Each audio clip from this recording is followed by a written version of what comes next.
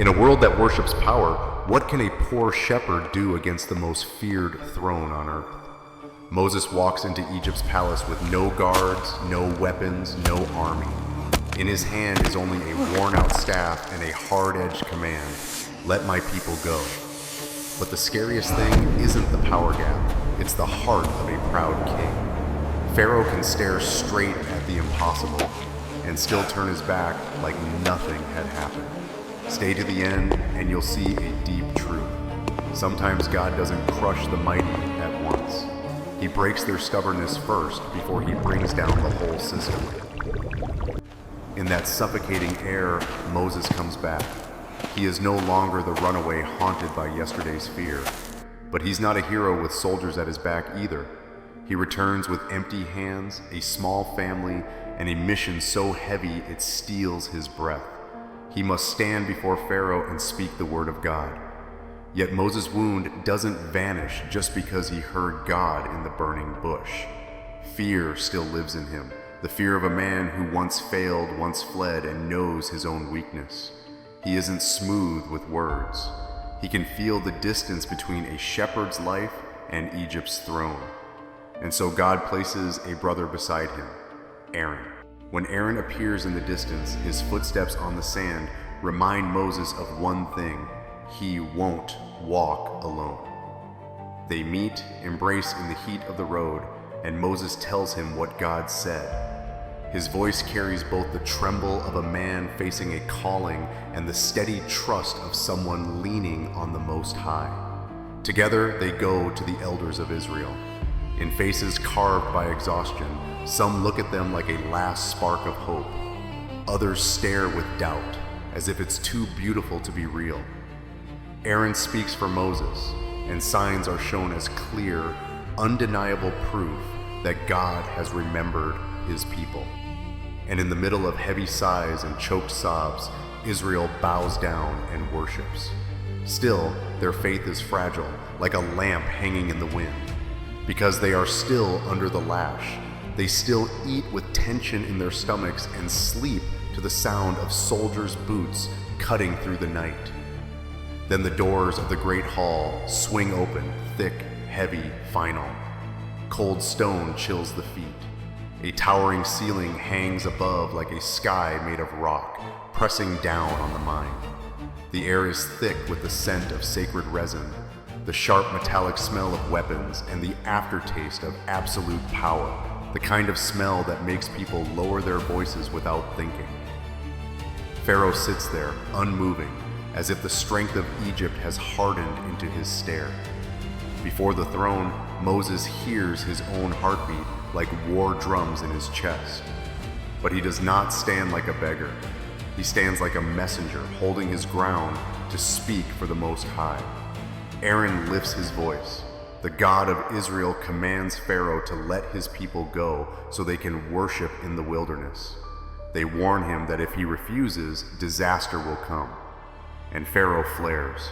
He lets out a short, cutting laugh that makes the skin go cold. Who is the Lord that I should obey him? Why do you make the people stop working? That question isn't only aimed at Moses. It's aimed at the very idea that any power could stand above Egypt's throne. Pharaoh's anger doesn't end with words. He orders the burden on Israel to increase. No more straw will be provided for their bricks. They must gather whatever scraps they can find in the fields, yet the brick quota will not drop. From that day on, straw is no longer just a building material. It becomes the smell of life being squeezed.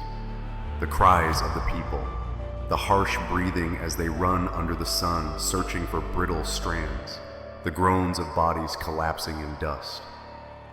And all of it falls on Moses like a weight. He came to set them free, and his first step made their pain worse. The old wound in him opens again. Did I do this wrong? Was that call an illusion? Did I misunderstand God? But God does not let him drown in despair. He speaks again with a name like a foundation.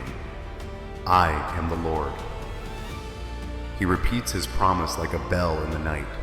He will rescue them from Egypt's rule. He will free them from slavery. He will bring them into the land he swore to give. The promise rings out strong enough to remind a person that suffering is not the final line. And yet Israel listens with doubt. When backs are bleeding, it's hard to believe tomorrow. When stomachs are empty, a promise can feel far away, like a dream that belongs to someone else. Still, God tells Moses to return, not once, again and again. Moses and Aaron walk into the palace a second time.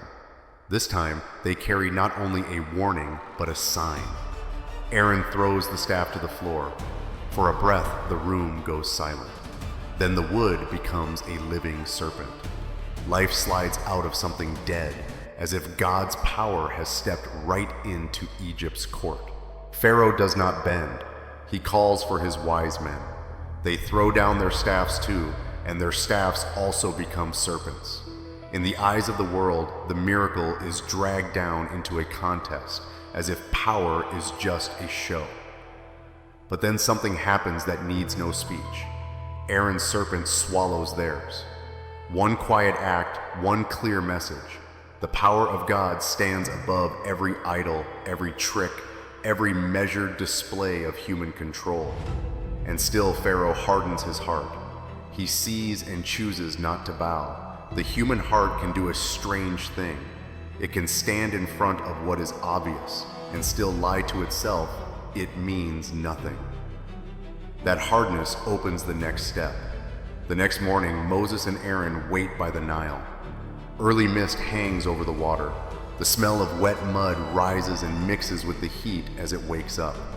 The Nile is not just a river, it is Egypt's lifeline. Its drinking water, its crops, its boats, its seasons, its survival. God says, strike the water with the staff. The staff comes down. The sound is small, but it hits like a blow to the foundation of an empire. The water turns to blood. Red spreads, widening, filling the river, the canals, the ponds. A sharp stench rushes into the air. People stare at one another in panic as if life itself is being pulled from their hands.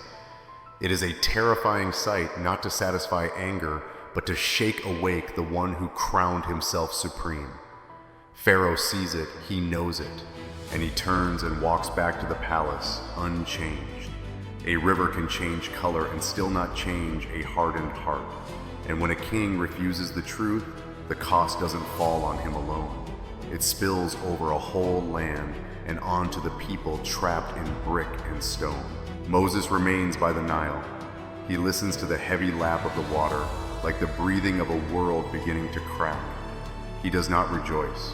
He carries the weight of a man called to speak for God and forced to watch a person lock the door of his own heart.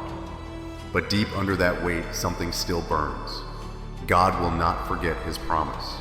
If Pharaoh stays hard, then the road to freedom must go further, and the signs will continue until the door of deliverance finally opens. And this is where the story crosses a new threshold. It is no longer just a negotiation inside a palace. It becomes a clash between earthly power and the power of God, step by step, sign by sign, and heartbeat by heartbeat, as a people learn how to trust in the dark. Next episode, the plagues will multiply, and a bigger question will echo. How far will Pharaoh's hard heart go, and how will Israel stand when the path to freedom turns even more violent? Like and subscribe so you don't miss the next Bible stories.